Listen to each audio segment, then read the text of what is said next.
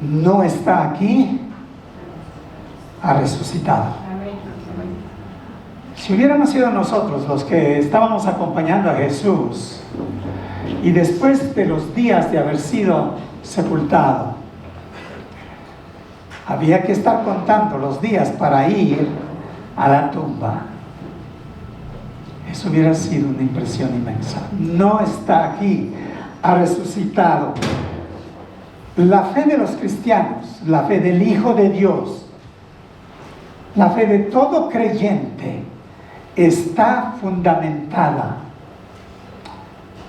en los hechos más grandiosos. Lo que empieza con la encarnación, la crucifixión, la muerte, la sepultura y la resurrección. La resurrección pasa a ser, por supuesto, un tema muy cuestionado por los incrédulos, pero de gran bendición y esperanza para los creyentes.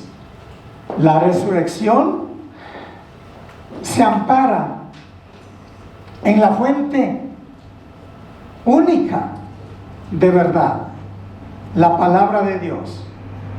La palabra de Dios nos ratifica y nos enseña las verdades más grandiosas, incluyendo allí la resurrección.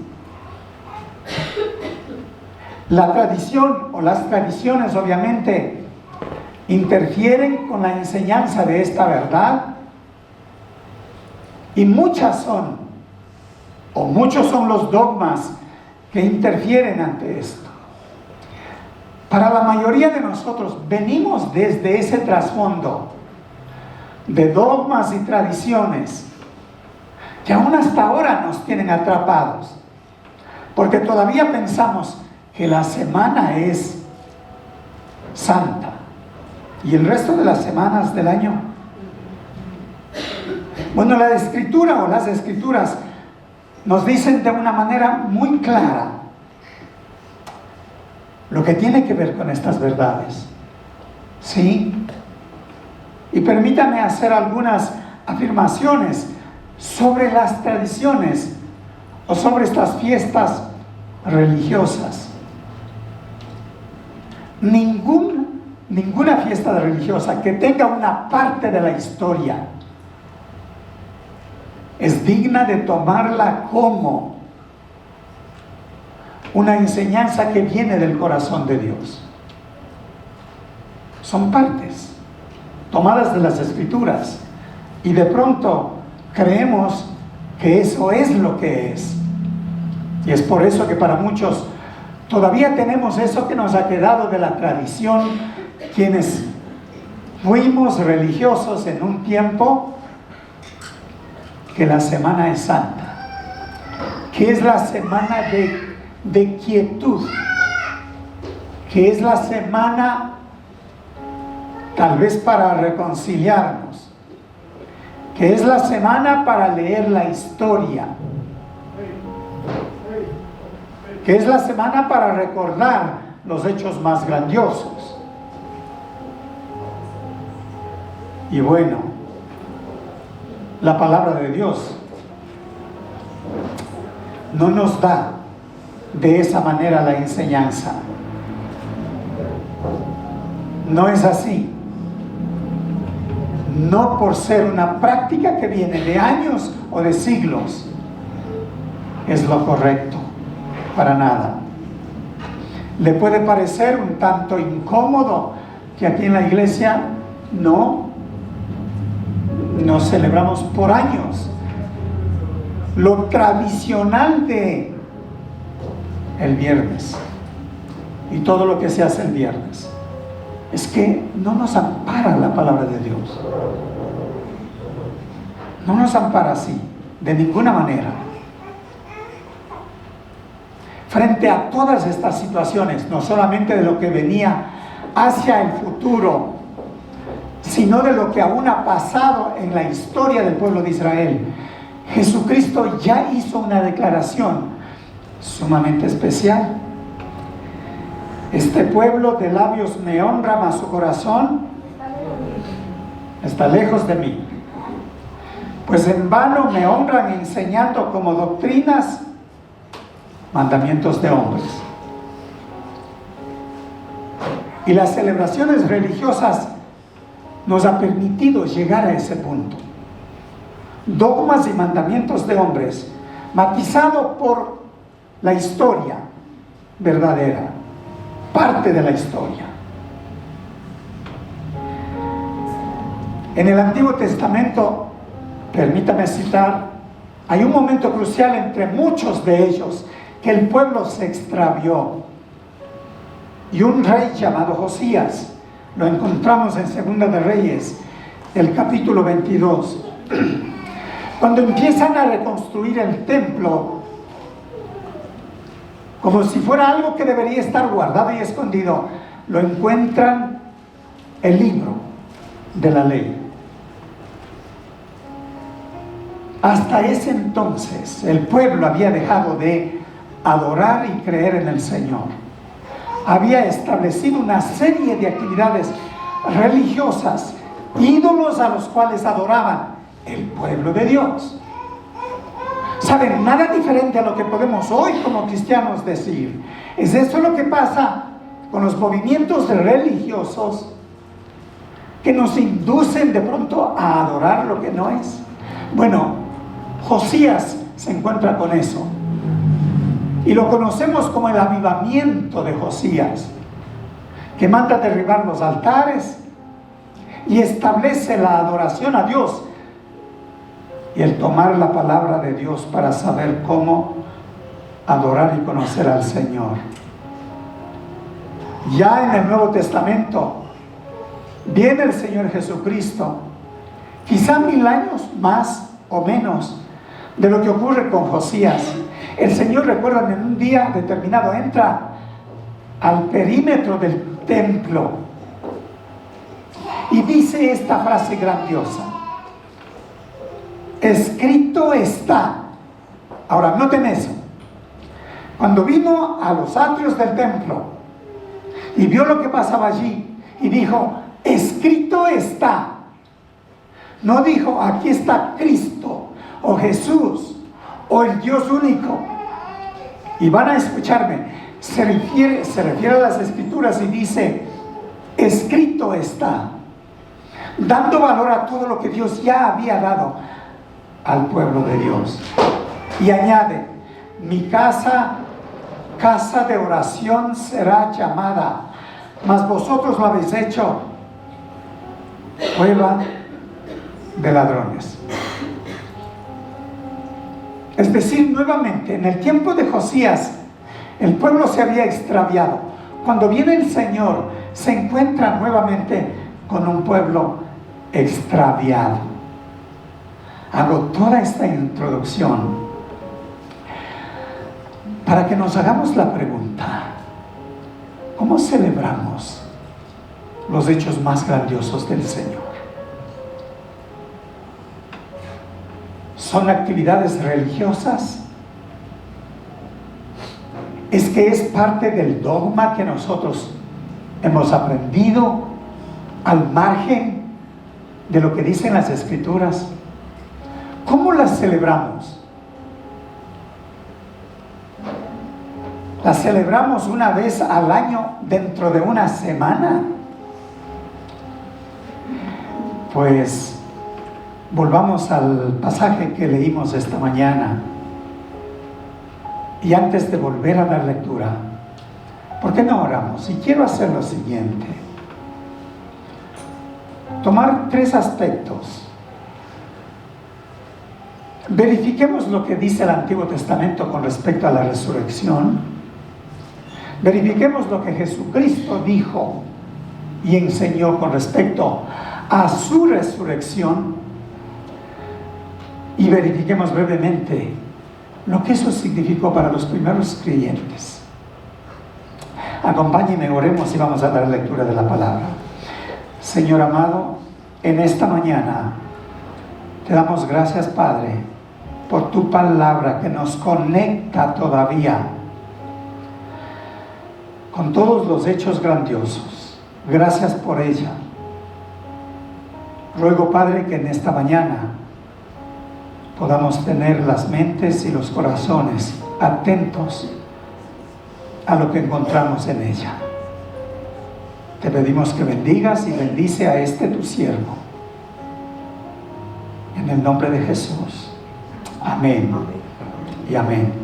Y voy a leer entonces de Lucas el capítulo 24, empezando con el versículo 1, si me acompaña. Si alguien desea una Biblia, levante la mano y le van a pasar una Biblia.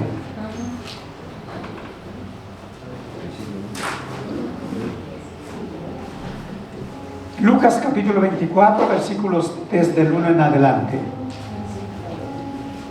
Y yo voy a leer de la Nueva Traducción Viviente, y allí busque usted la manera de seguirnos con la traducción que usted tenga. El domingo muy temprano por la mañana las mujeres fueron a la tumba llevando las especias que habían preparado. Encontraron que la piedra de la entrada estaba corrida a un lado. Entonces entraron, pero no encontraron el cuerpo del Señor Jesús. Y mientras estaban allí perplejas, de pronto aparecieron los dos hombres vestidos con vestiduras resplandecientes. Las mujeres quedaron aterradas y se inclinaron rostro a tierra. Entonces los hombres preguntaron: ¿por qué buscan entre los muertos a alguien que está vivo? Él no está aquí, ha resucitado.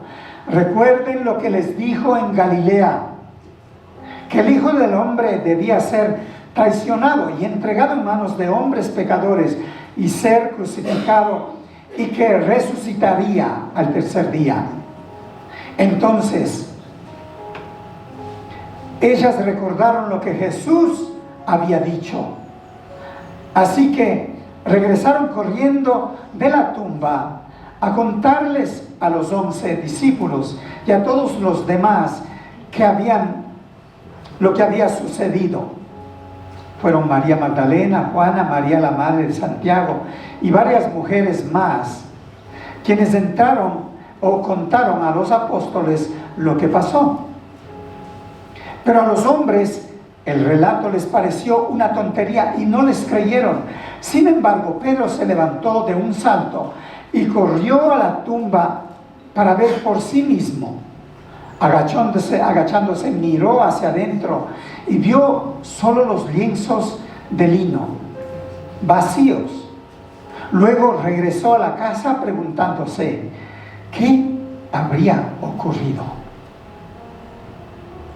Quiero que primeramente hagamos lo siguiente, mis hermanos: que nos concentremos en los versículos del 5 en adelante.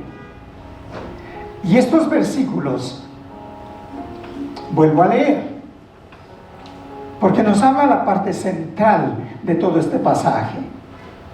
Dice que como tuvieron temor, las mujeres bajaron el rostro a tierra y les dijeron: ¿por qué buscáis entre los muertos al que vive? No está aquí, sino que ha resucitado. Acordaos de lo que os habló cuando aún estaba en Galilea, diciendo: es necesario que el Hijo del Hombre sea entregado en manos de hombres pecadores y que sea crucificado y resucite al tercer día. Entonces ellas se acordaron de sus palabras. Allí encontramos como resumido todo el impacto de lo que ocurría esa mañana de domingo para nosotros. Las mujeres llegaron allá, dos hombres con vestiduras resplandecientes, ángeles, hablaron con ellas, y allí se desarrolla lo que viene en adelante. De modo que vale la pena recordar que ante este hecho, desde aquel entonces, ya empezó obrando, por supuesto, el enemigo para negar esta evidencia. Y quisiera leerles, antes de entrar a explicar parte de estos versículos, lo que encontramos en Mateo 28.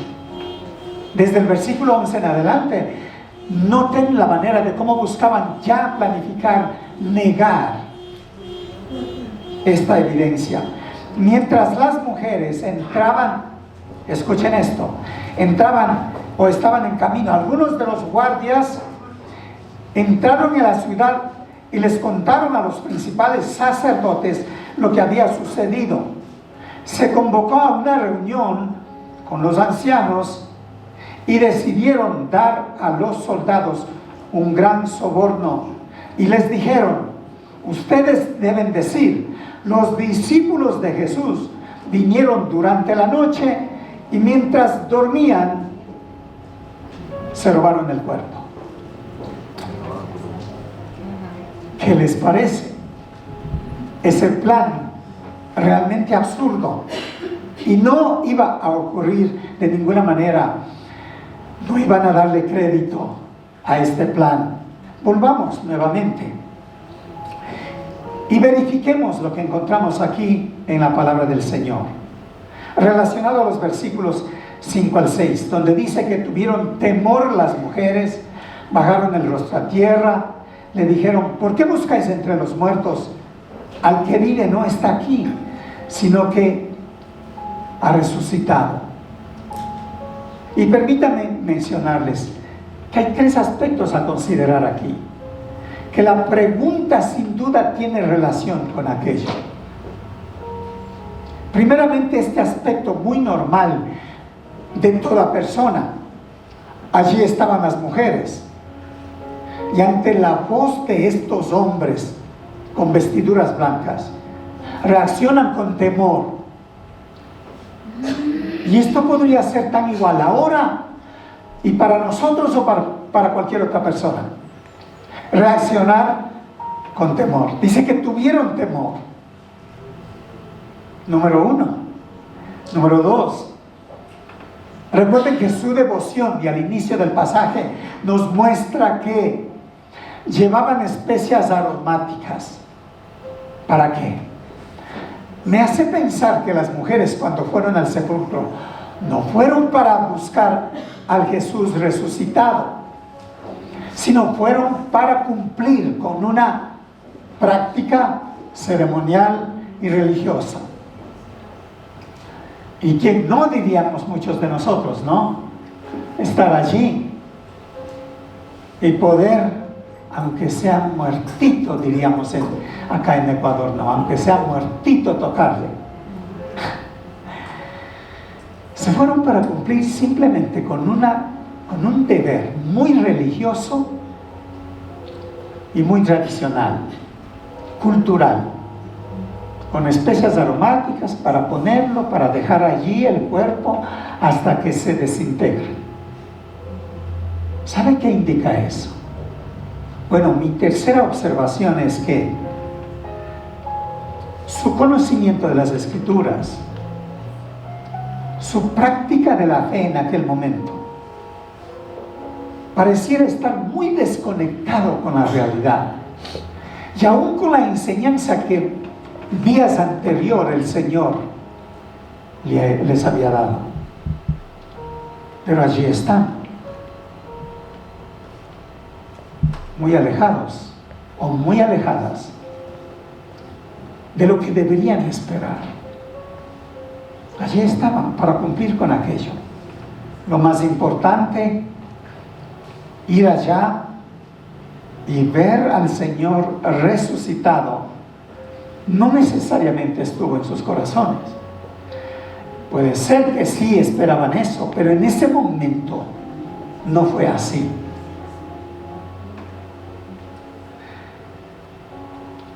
¿Cuán importante es que nosotros consideremos esas 2 palabras que Jesús mencionó el día cuando fue al templo y encontró todo lo que estaba ahí alrededor del templo? Y el Señor dijo: escrito está.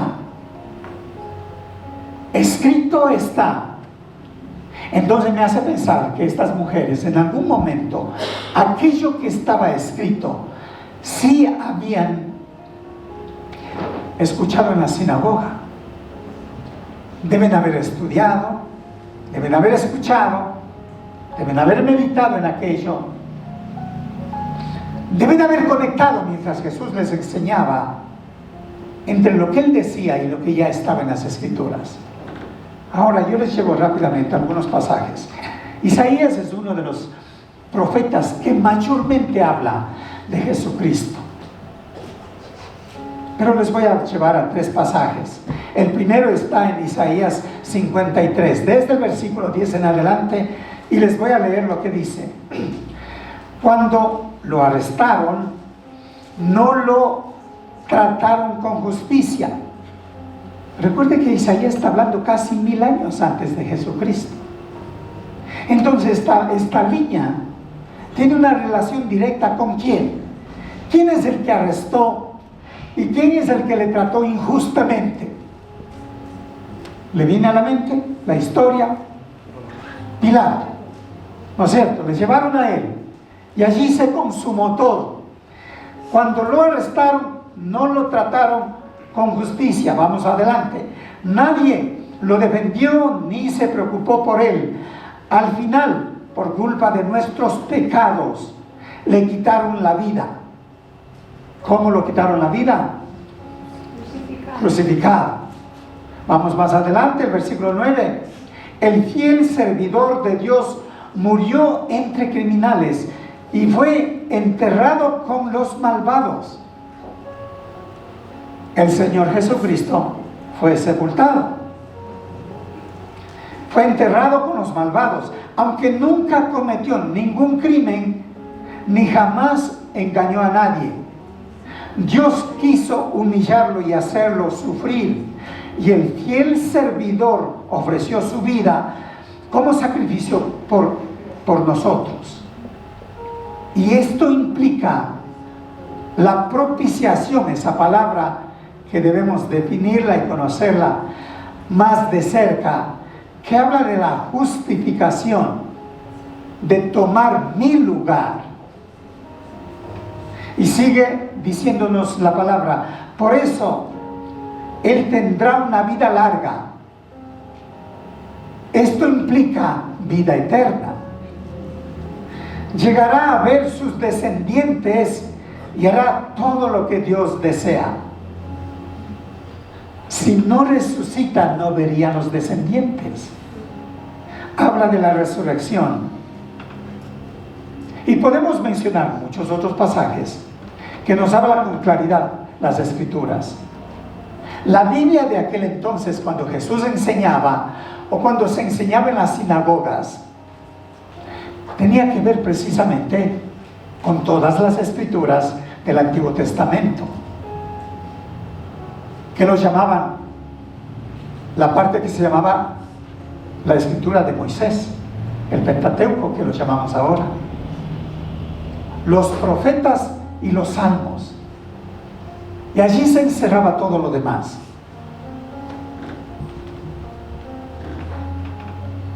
Y el libro de Isaías pasaba a ser importantísimo. Ahora, uno de los escritores de la Biblia, uno de los libros más antiguos que creemos que es el libro de Job. Y Job hace una mención que, sin llamarse él profeta, pero hace esta declaración profética muy hermosa. Lo busqué para compartir porque habla de la resurrección. Y dice así, en Job 19, versículos del 25 en adelante, dice: sé que mi Redentor vive y que al final se levantará sobre el polvo. ¿De quién hablaba? De Jesucristo. Pero esto era más de 1000 años atrás. La profecía siempre nos encontraremos que funciona así. Fue dada, y muchas veces fue dada como en la persona de alguien de aquel entonces, pero era proyectada hacia el futuro para finalmente confirmar que eso tenía que ver con la persona de Jesucristo. Vamos al versículo 26, dice: y después de deshecha mi piel, está hablando Job, después de deshecha mi piel, después que me haya muerto, después que me haya terminado, que esté en polvo, después de deshecha mi piel, en mi carne veré a Dios. ¿Qué implica eso? No solamente hay una declaración de que Jesucristo iba a ser muerto y resucitado, pero esto implica que los creyentes en Él también van a ser resucitados. Y esta es una bendición grandiosa. Versículo 27, yo mismo lo veré. Esta es la declaración que hace Job. Yo mismo lo veré con mis propios ojos, yo y no otro. Cuánto anhela mi corazón. ¿Sabes? Impresionante. Cuando vamos al capítulo 11 de Hebreos y encontramos toda esa lista de los hombres de Dios, hombres y mujeres, profetas y no profetas, que creyeron en el Mesías sin haberlo visto miles de años atrás o cientos de años atrás. Eran creyentes en aquel mismo Señor y Salvador. Y aquí vemos lo que expresaba Job. Déjenme usar un pasaje más y nos vamos a Salmos. Los Salmos, muchos de ellos son salmos proféticos, mesiánicos, les llamamos, porque de alguna manera revela parte de lo que Jesucristo iba a experimentar. Así que este salmo, el Salmo 16, en una línea bastante corta dice: tú no me dejarás morir, ni me abandonarás en el sepulcro, pues soy tu fiel servidor. ¿Cómo tomar estas palabras? Si bien es cierto, son palabras dichas por el salmista, pero sabe, el salmista pasa solamente a ser el que transmite la voz del mismo Señor, diciendo en primera persona una declaración grandiosa sobre él mismo. Tú no me dejarás morir, ni me abandonarás en el sepulcro, resurrección, pues soy tu fiel servidor. Ante toda esta verdad, y qué bueno sería que nos llevemos esto en esta mañana, tengo que ir a las Escrituras para conocer más del Señor. Las Escrituras nos revelan los hechos grandiosos, el plan grandioso de nuestro Dios. Y pensando en Jesucristo y en toda su obra, que concreta como con un sello la resurrección, todo esto lo encontramos en la palabra de Dios. Y recuerde, lo encontramos en el Antiguo Testamento. Jesucristo usó el Antiguo Testamento para referirse sobre los hechos grandiosos que venían. Sin embargo, déjenme mostrarles nuevamente algunas intenciones y con lo que luchamos hasta nuestros días. Negar y no creer en estos hechos históricos y proféticos. Pues les leo lo que encontramos en Mateo 27, desde el versículo 63 en adelante. Señor, le dijeron a Pilato, nos acordamos de que cuando ese mentiroso de Jesús aún vivía, dijo: 3 días después de que me maten, resucitaré. Ahora, sus discípulos pueden robar el cuerpo y empezar a decir a la gente que Jesús resucitó. Este engaño sería peor que cuando él dijo que era el Mesías.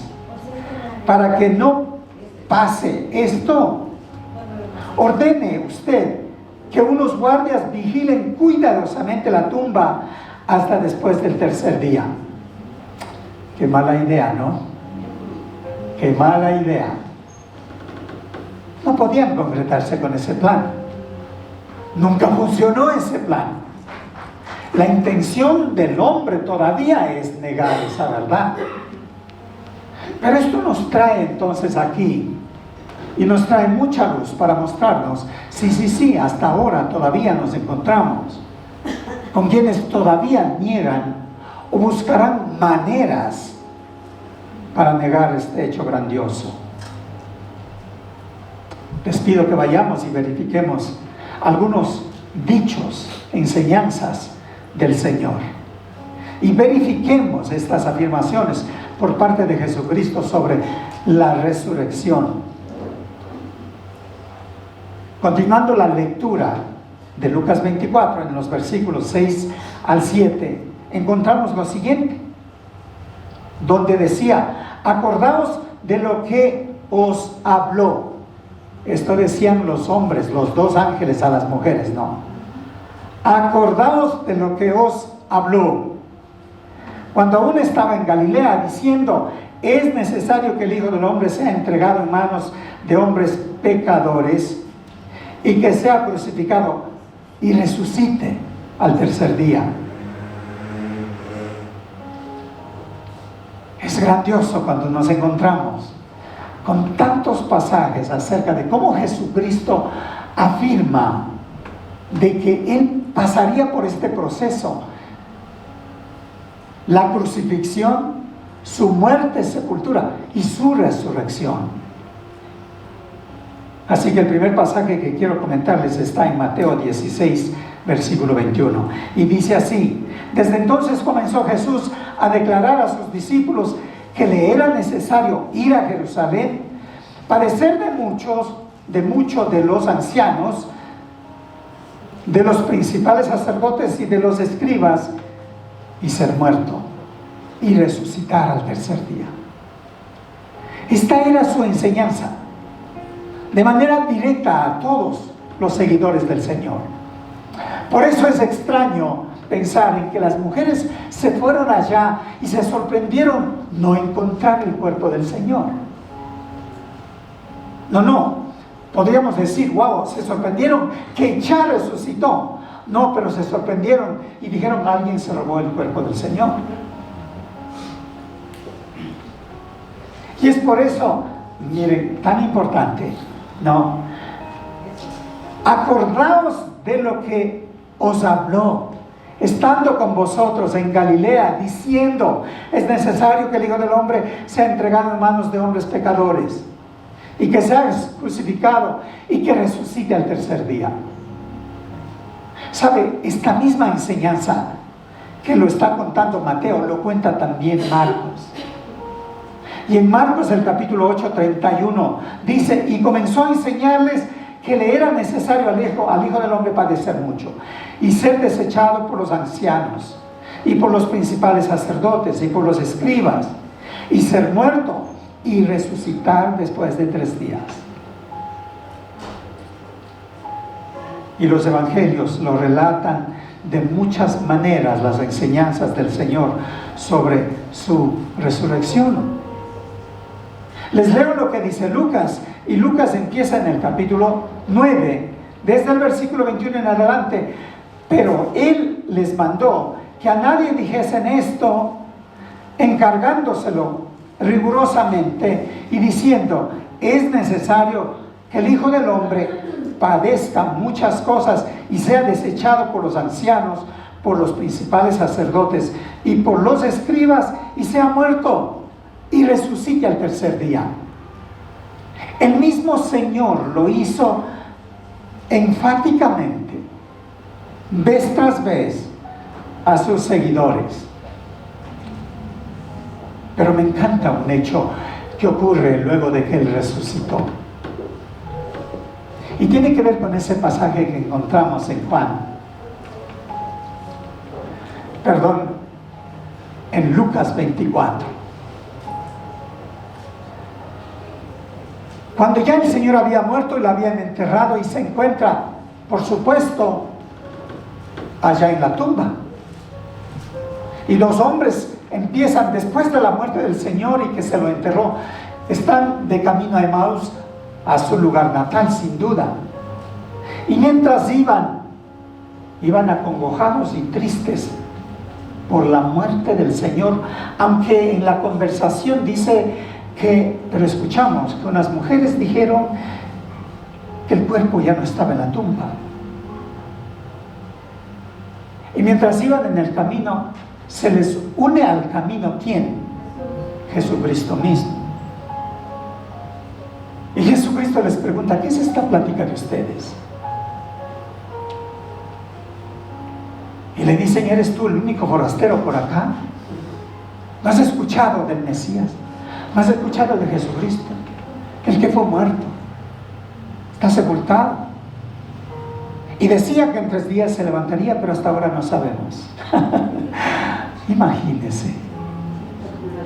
Imagínense. Versículo 25 de Lucas 24 dice: entonces Él les dijo: oh insensatos y tardos de corazón, para creer todo lo que los profetas han dicho. Noten la referencia que Él hace. Primeramente a las Escrituras, al Antiguo Testamento, que ahora conocemos. Todo lo que los profetas han dicho. No era necesario que el Cristo padeciera estas cosas y que entrara en su gloria. Y comenzando, escuchen, comenzando desde Moisés, es decir, desde el Pentateuco, del Génesis en adelante. Comenzando desde Moisés. Dice que era necesario, comenzando desde Moisés y siguiendo por todos los profetas, les declaraba en todas las Escrituras lo que de Él decía. La mayoría de los profesores de Biblia nos han dicho esta verdad. Si lees la Biblia y no encuentras a Jesucristo en tu lectura, no estás leyendo bien. Deberíamos entender a Jesucristo en cada libro que leemos de la Biblia. Y más aún en el Antiguo Testamento, cuando Jesús dijo que revisando las Escrituras les enseñaba a estos 2 varones lo que decía acerca de Él. Y al fin ustedes saben cómo termina la historia. Les acompaña hasta llegar a casa, y cuando llega a casa le hacen quedar, le brindan, y el momento de dar gracias se dan cuenta que era el Señor. El Señor no solamente quiso asegurarse de verificar de su resurrección, de que Él va a resucitar mientras estuvo vivo, antes de la crucifixión y de su muerte, sino que aún después de su resurrección está interesado que esos 2 hombres que iban camino a Emaús conozcan la verdad. ¿Sabe? Esa misma verdad, sin duda Dios está interesado en que nosotros lo conozcamos.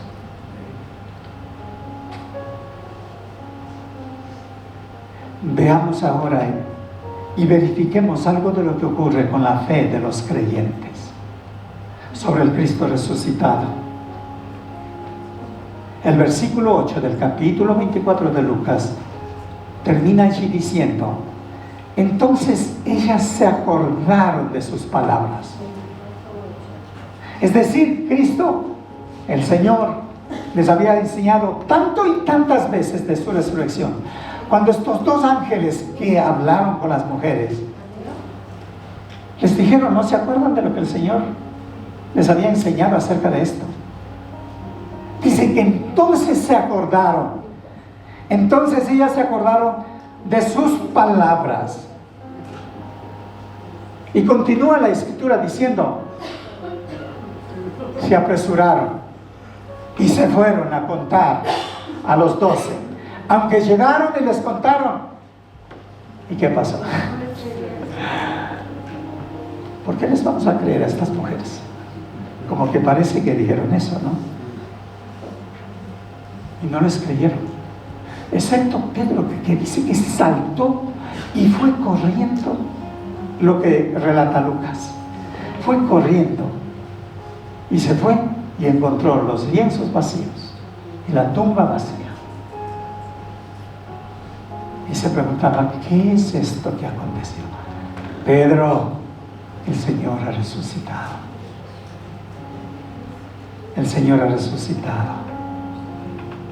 Es exactamente eso. Este mismo Pedro, para tomar en cuenta y verificar qué pasa ahora con la resurrección y los primeros creyentes. Pedro en su primera y segunda predicación después del día de Pentecostés. Cito allí lo que dice en el capítulo 3 de Hechos, desde el versículo 14 en adelante. Dice, Pedro hablaba a la gente, a los no creyentes, al pueblo de Israel. Bueno, allí en Jerusalén, ¿no? Mientras estaban en la fiesta, había mucha gente en la ciudad. Y Pedro predicaba y decía esto: mas vosotros negasteis al santo y al justo,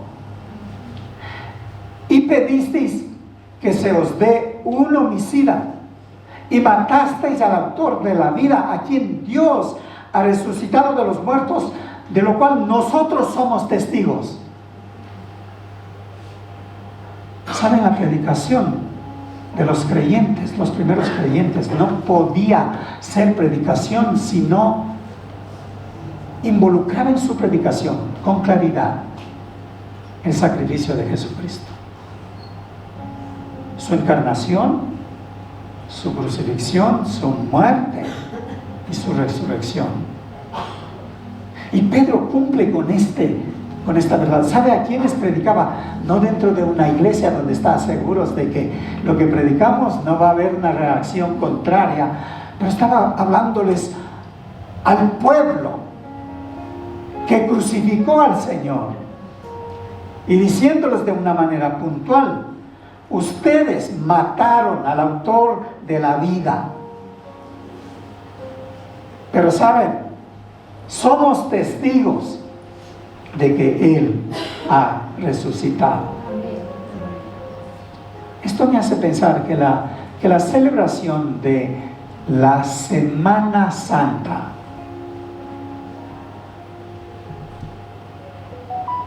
¿por qué nos indujeron a aquello?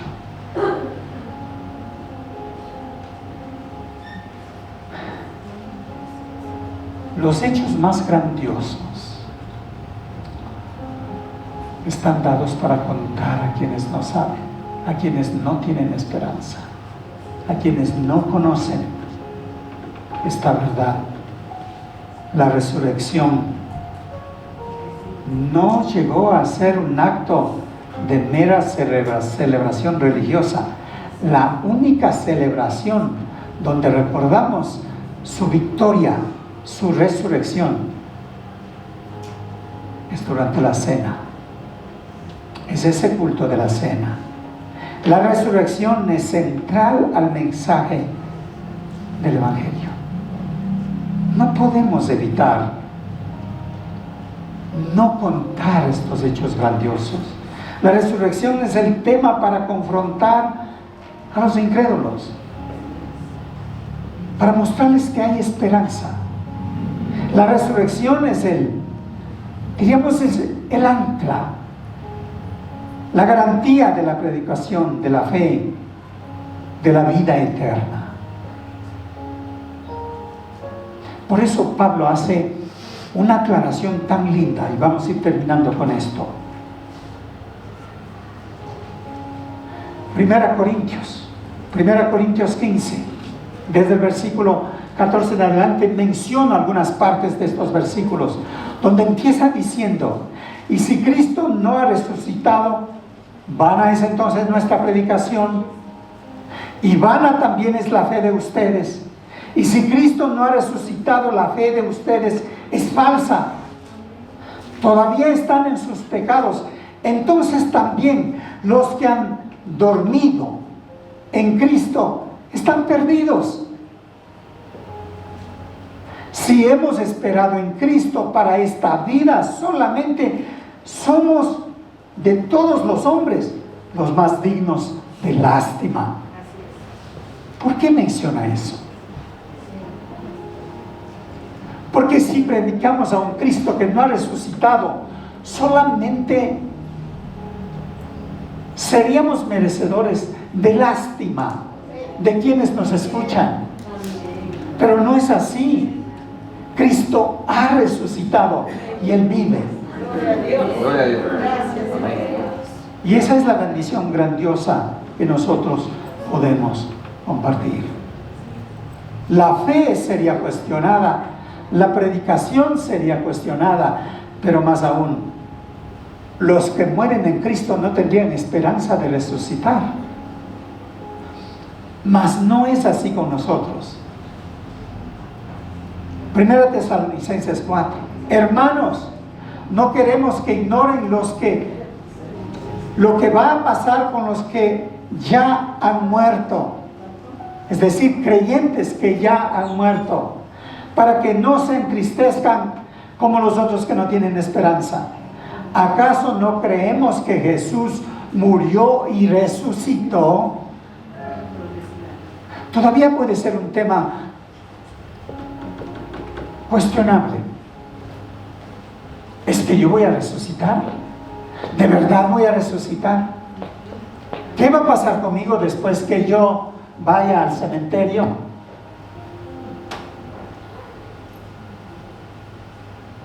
El día que Él viene, dice que los muertos en Cristo seremos levantados con cuerpos incorruptibles.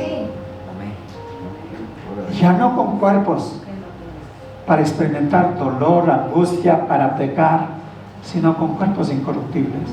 ¿Sabe? La resurrección del Señor nos garantiza todo eso. Qué bueno es entonces depender en las enseñanzas de las Escrituras. No basta entonces un énfasis religioso, ceremonial o cultural. No basta. No necesita hacerse eso. Es primordial conocer y conocerle a través de las Escrituras, no de la tradición. La fe única está fundamentada en los hechos más grandiosos de Jesucristo, terminando con la resurrección. ¿Es aquella fe la que nosotros ostentamos? Espero que sí, pero en esta mañana, si habría duda, preocupación, falta de claridad, ¿cómo no? ¿Cómo no tener un momento para aclarar todo eso? Podemos en esta mañana decir al Señor: Dios nuestro, gracias, porque tu resurrección garantiza mi vida eterna. Acompáñeme en oración. Señor amado,